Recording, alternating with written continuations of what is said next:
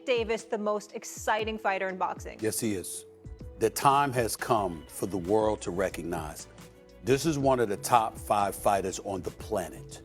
Welcome, fight fans, to my channel. This is Johnny, and today we're going to be going over the statistics that nobody talks about when mentioning the power that Gervonta Tank Davis possesses throughout his boxing career.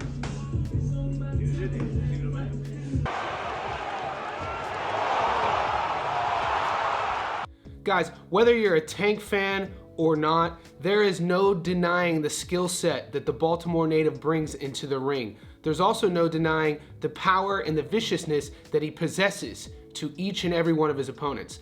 Some of the facts about Tank Davis that everybody should know by now: we know about his undefeated record, 30-0, 28 knockouts. We know what he's coming off of, a career performance over a game challenger named Frank Martin. We watched Tank Davis be patient. We watched him box. We watched him set up his feints. And then in typical Gervonta Tank Davis fashion, we watched him close the show via brutal 8th round knockout, giving Frank Martin his first loss and his first knockout loss. So in this video, I want to talk a little bit about how Tank has been going about his business since he became a professional way back when in 2013. We're going to give you some statistics that you might not be aware of, and stay tuned to the end of the video because I'm going to leave you with a few more stats about what might be next for Gervonta Davis. You should know by now that he is undefeated at 30-0 with 28 knockouts.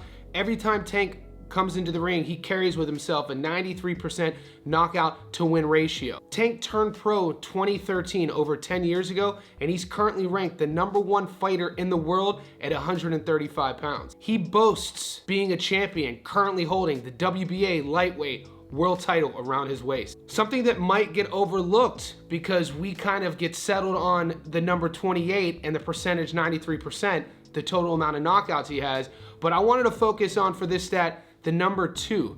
The only 2 times in Tank's career that he didn't finish his opponent both have significant value in his career.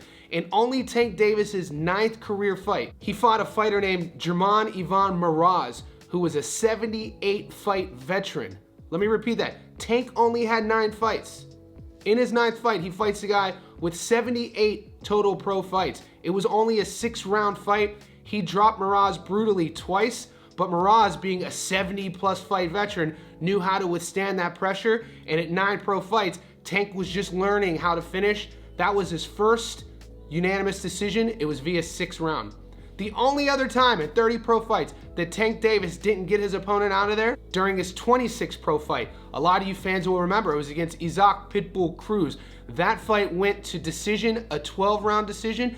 This fight is aged gracefully, considering what Pitbull has been up to.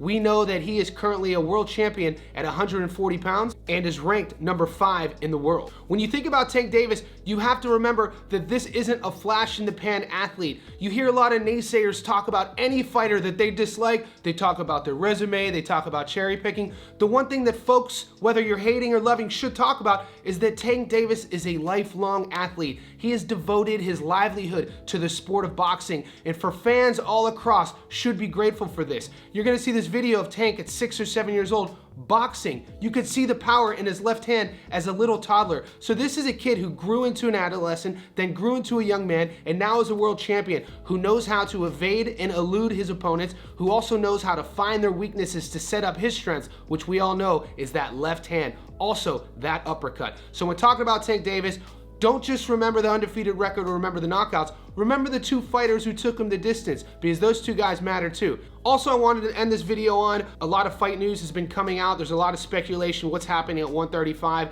We know Vasily Lomachenko is coming off his victory against George Kambosos in Australia, and we know what Tank just did in Las Vegas. Rumors are in the next few weeks, they're going to be announcing a late fall, early winter clash at 135 to unify the belts between Loma and Tank. And I wanted to end this video with you guys asking your opinion. If Loma and Tank takes place to unify these belts at 135, who would you be putting your money on? Gervonta Davis or Vasily Lomachenko? Let me know in the comment section below. But boxing is way down on the list as far as children getting injured in sports.